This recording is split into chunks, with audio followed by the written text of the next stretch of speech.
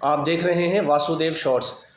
جی، حکومت پاکستان نے کل کے روز پیٹرول کی جو مصنوعات ہیں ان پر پیسے جو ہیں وہ بڑھا دیے، ان کی قیمتیں بڑھا دی۔ فی لیٹر جو ہے وہ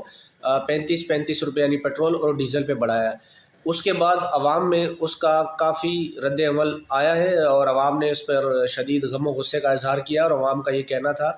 کہ حکومت جو ہے وہ غریب کو مار رہی ہے، بلکہ غریب کے لیے کچھ کر نہیں رہی۔ اگر کچھ کر نہیں سکتے تو پھر انہیں چاہیے کہ یہ حکومت چھوڑ دیں،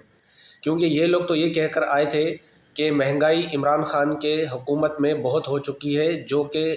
عوام کی پہنچ سے اشیاؤں کی جو قیمتیں ہیں وہ پہنچ سے باہر ہیں۔ تو یہ کہہ کر آئے تھے، لیکن اس کے ساتھ ہی تھوڑا بہت احتجاج میں نے دیکھا ہے، ایبٹ آباد میں ہوا ہے اور لاہور میں۔ باقی ایز سچ میں دیکھا نہیں میں نے پاکستان میں کہ کبھی پاکستانی عوام اپنے حق کے لیے اور اپنے حقوق کے لیے باہر نکلے ہوں، جس طرح باہر ممالک میں عوام نکلتی ہے۔ ہمارے ایون پڑوسی ملک بھارت میں بھی اسی طرح سے رجحان ہے، وہاں پر عوام بالکل سڑکوں پر آتی ہے اور نکلتی ہے، لیکن پاکستان میں ایسا کچھ نہیں ہوتا۔ بس آپس میں ہم بات کر کے اور بس خاموش ہو کے بیٹھ جاتے ہیں۔ اس کا رد عمل کوئی جو ایک ہوتا ہے لیول پر، جو حکومت کو جس کا پتہ چلے، وہ ہم نہیں کر پاتے۔ دوسرا، حکومت کے جو اتحادی ہیں متحدہ قومی موومنٹ پاکستان، انہوں نے بھی حکومت سے مطالبہ کیا ہے کہ وہ جو پیٹرول کی قیمتیں ہیں ان کو فی الفور واپس لیا جائے۔ اچھا، ساتھ ہی میں پاکستان تحریک انصاف ہو گئی، اور جیسے ایک تاجر برادری ہے، انہوں نے بھی مطالبہ کیا حکومت سے، وہ اس چیز کو نامنظور کرتے ہیں اور حکومت کو چاہیے کہ وہ مطالبہ واپس لے لے۔ ویسے آپ ایک بات دیکھیں، یہ MQM پاکستان کی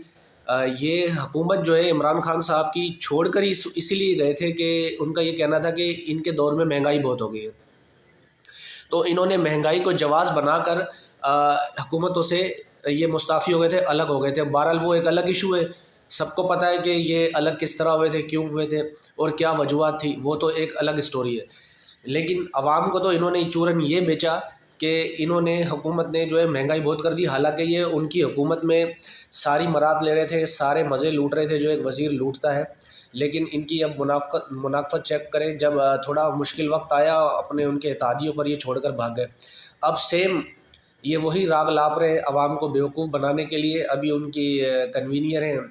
متحدہ کی، انہوں نے یہ جو پیٹرول کی قیمتیں بڑھی ہیں ان کو یکساں مسترد کر دیا اور کہا ہے کہ جی یہ عوام پر سیدھا سا بوجھ ہے یہ۔ اب آپ یہ اچھا، ساتھ میں وہ یہ بھی کہہ رہی ہیں کہ حکومت کو چاہیے کہ جی زراعت پہ ٹیکس لگائے جائیں، جی زراعت پہ۔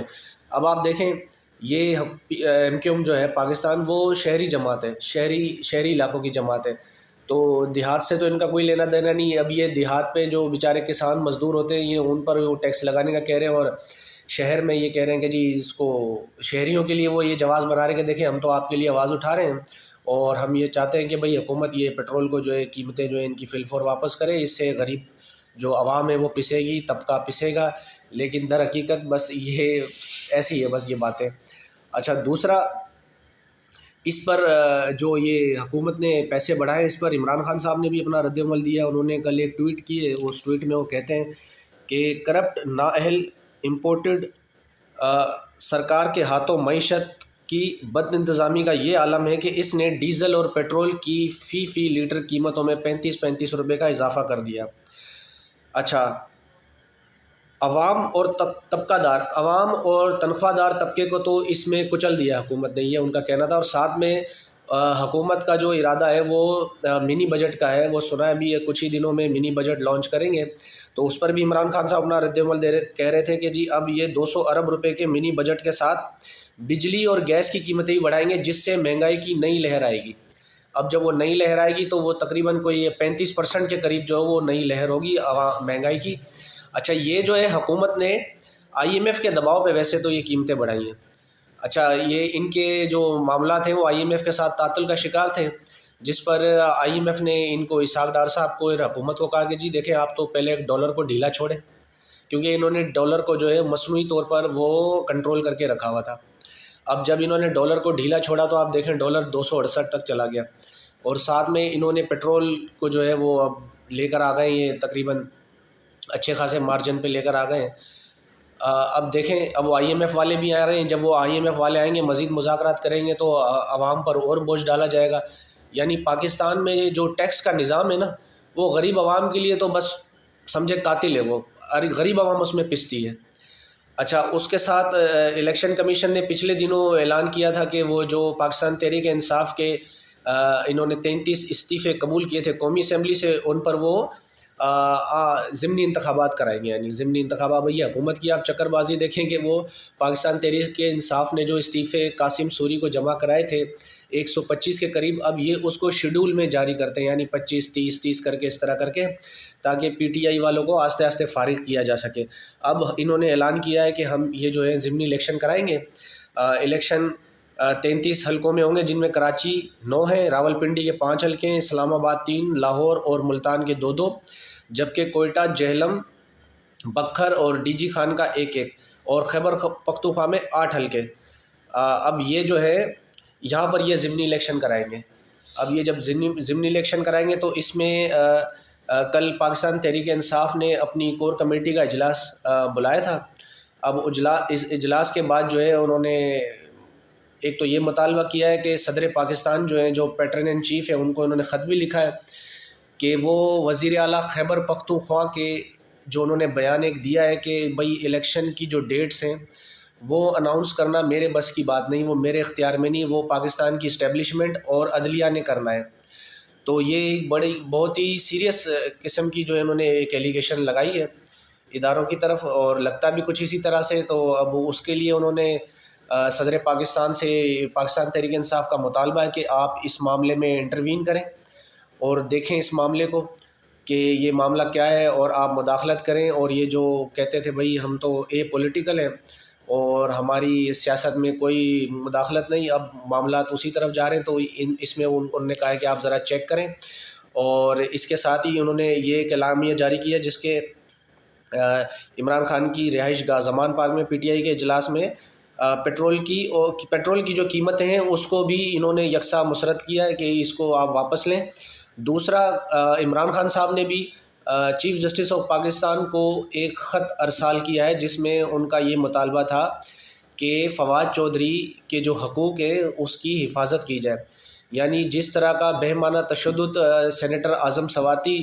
اور شہباز گل پر ہوا یا دیگر صحافیوں پر بھی ہوا، انہیں ننگا کیا گیا اور ان کے اعضاء پر جو ہے وہ کرنٹ وغیرہ بھی لگائے گئے، تو اسی حوالے سے چیف جسٹس صاحب کو جو ہے وہ چیئرمین تحریک انصاف عمران خان صاحب نے خط لکھا ہے جس میں وہ فواد چودھری جو ہے پاکستان تحریک انصاف کے سینئر رہنما ہیں،